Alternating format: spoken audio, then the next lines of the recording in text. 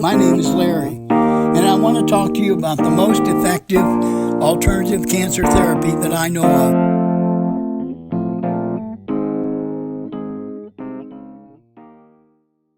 Hello, Theresa?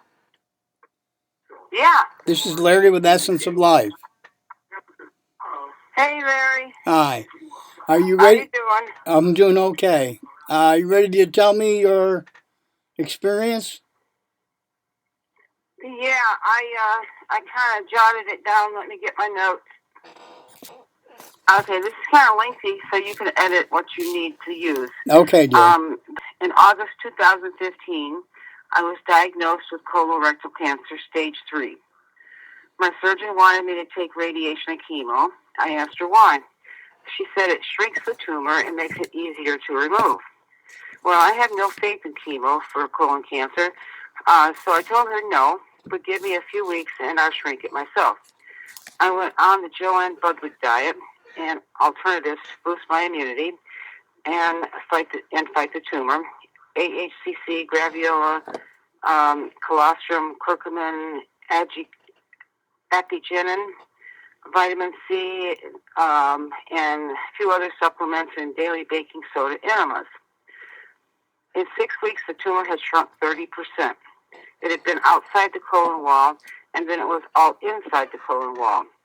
It was a large tumor, and I elected to have it removed. The surgeon nicked the tumor during the surgery, which allowed cancer cells to escape into my abdomen. Then I was cancer-free for 2 years. In July 2018, my CEA test suddenly jumped from 1 to 5. A sigmoidoscopy showed a new tumor in the same spot. An MRI showed it had moved to my tailbone and lower spine. My surgeon said it was inoperable, and chemo and radiation might buy me some time, but I should get my affairs in order. I again went on the Budwig diet and alternatives that I had used before, plus cesium chloride, and also I used a Royal Rife bioenergy machine. 9 months later, the tumors were gone. I had 3 lymph nodes that were involved, and they were back to normal. My MRIs, CAT scans, CEA tests, and sigmoidoscopy were all normal. I did take proton radiation during that time and a mild pill form of chemo because my doctor said that if I didn't follow her recommendations, she had no reason to treat me. She would drop me as a patient.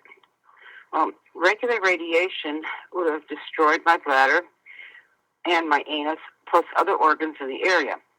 Proton radiation is hundreds of times safer. I saw 2 different surgeons after all those treatments, and after my MRI test came back normal, and 2 different surgeons said there was nothing there for them to operate on.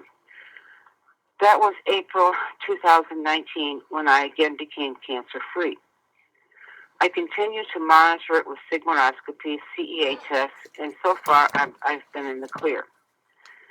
I share my story on Facebook to others fighting cancer, and some are very interested, and some people respond with, "I'll check into it." Those people I know will never commit to the regime that I did. I am very saddened by their response because I know the majority will end up dying from cancer. But I can't force them to go against their doctor's advice or to put their faith in a diet and strange-sounding alternatives. It's a life and death decision. It's expensive, and there is very little professional support or instruction available. I really had no choice. My doctor said there was not much she could do. Basically, I should have spent the summer of 2019 lying in my bed and slowly dying. Instead, I was out kayaking, gardening, and traveling. I still monitor with tests and continue to take AHCC, colostrum, curcumin, and some other supplements, but I am cancer-free. The main thing I learned is if you want to survive modern medicine, you have to observe, question, and research. And keep in mind, doctors are forced to follow protocol designated by the AMA.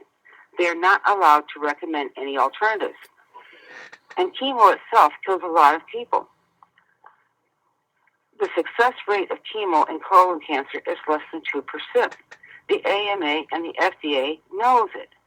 It knows that it's basically more harmful than helpful in some types of cancer, but it's ordered as protocol. I refused Folfox and got a couple of oncologists very angry with me. I did take the pill form when my doctor insisted, and almost a year later, I still have complications from it. My fingernails split and fall apart. Personally, I will not take chemo again for colon cancer. Not ever. My advice is to use alternatives if you want to beat cancer. And don't let doctors intimidate you. Find a doctor that's willing to order the tests you need to make sure you don't run your potassium too low and to see if your tumors are changing. Stand your ground and use the best of both modern medicine and the alternatives found in nature. This is my story, and I hope it helps others. Well, I really appreciate you sharing your story with me and everything, and I hope that it helps a lot of people. Yeah, I do too. Like I said, it breaks my heart. It breaks my heart when people say they have cancer or their loved one has cancer and they're dying, and please pray for us. And I believe in prayer. Prayer helped to get me through these problems too.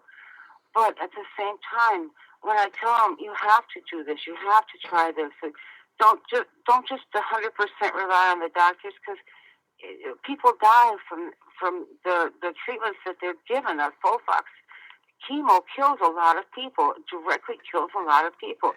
I'm beginning to think that oncologists are serial killers. Honestly, the number of people that they pump that poison directly into their chest, it's appalling.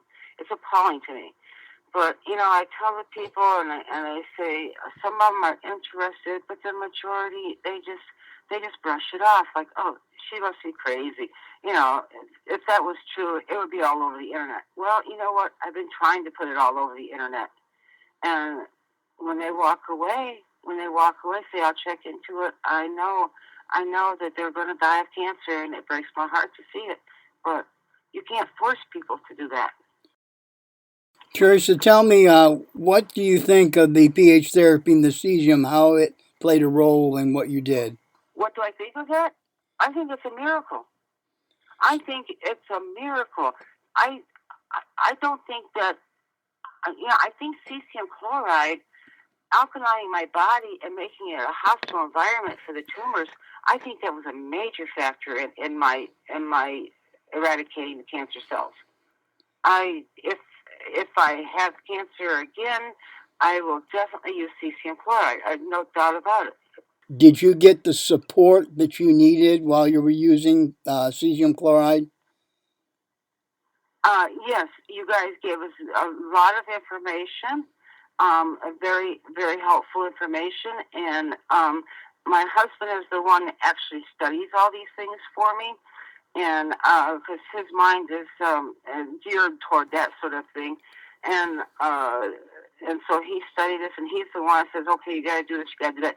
But, if we had a question, all I had to do was pick up the phone and give you guys a call, and you were very helpful. And personally, Larry, I think you're brilliant. You have a brilliant mind about this. Anything I ask you, you have the answer for right there. You don't have to say, well, hold on, let me find out. No, Larry knows. Well, thank you for that. I appreciate that.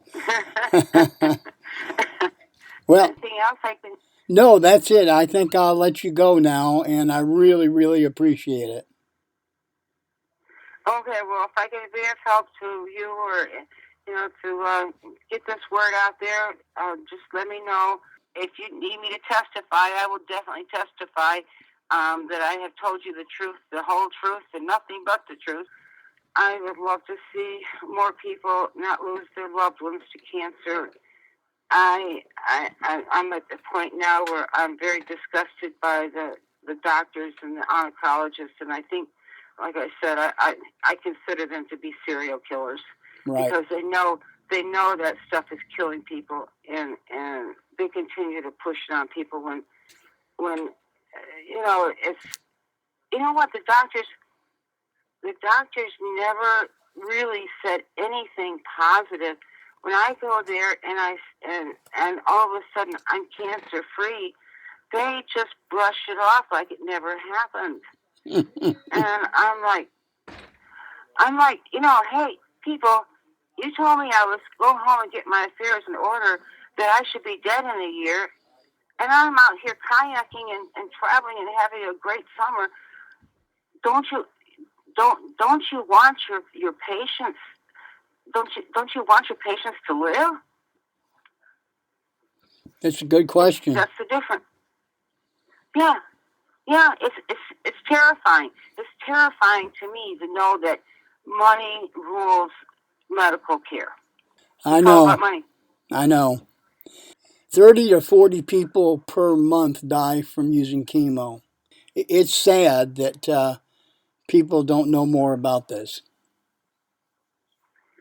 Yeah, there's a lot of people. I mean, not just one or two, but a lot of people that have said to me or my husband, "Yeah, my wife had cancer and she started chemo and she died on the second dose."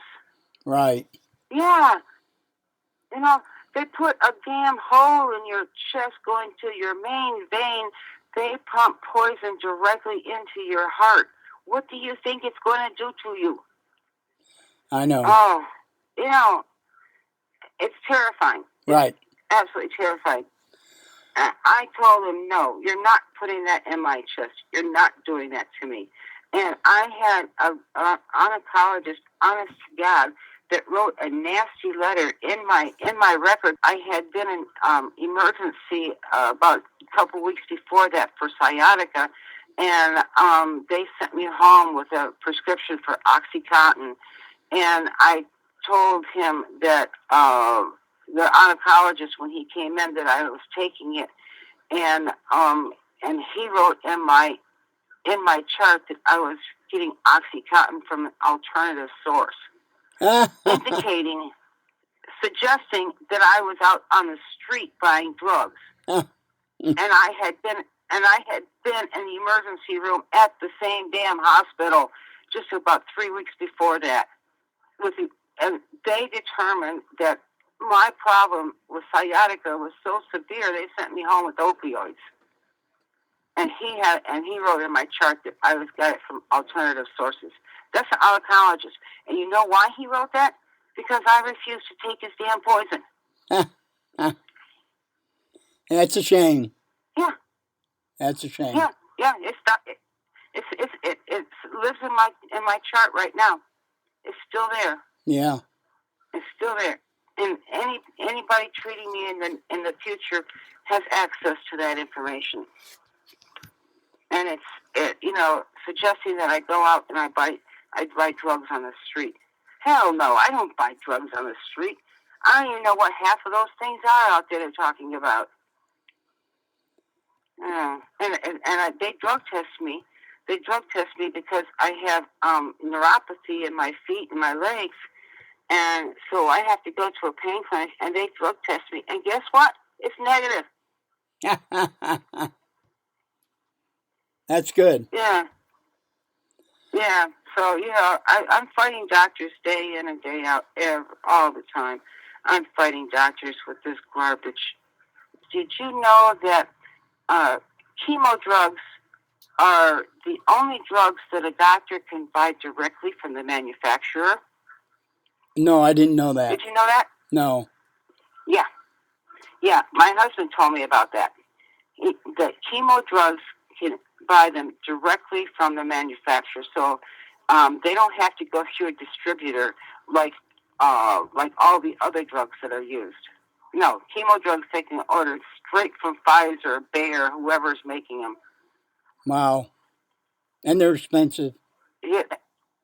Oh, yeah. The chemo pill that I was taking, 30 days of that chemo pill was about $2,000 to $3,000, I believe, for 30 days. That's one pill twice a day for 30 days. I forget, but it was in the thousands of dollars for those pills. You know that poison. All they're doing is getting a box of decon and putting it in a pill. Yeah. You know? Well, I can't believe insurance companies don't want to save the money because pH therapy, you can start with it for less than $300 a month. And insurance companies would save a ton of money if they started people on the pH therapy before they decided to do anything else. You know, the thing is, though, that the doctors are not going to cooperate. If the oncologist, their purpose is to feed you poison. They make hundreds of thousands of dollars a year, each one of those guys, feeding you poison. Do you think he's going to give up his job? You think he's going to go birth babies instead? No, no. They're going to go on fighting tooth and nail. For sure. Well, I appreciate this interview and everything, and I want you to have a great day. Okay, thank you very much, Larry. Good luck with that. All right, take care now. All right, bye-bye. Bye-bye.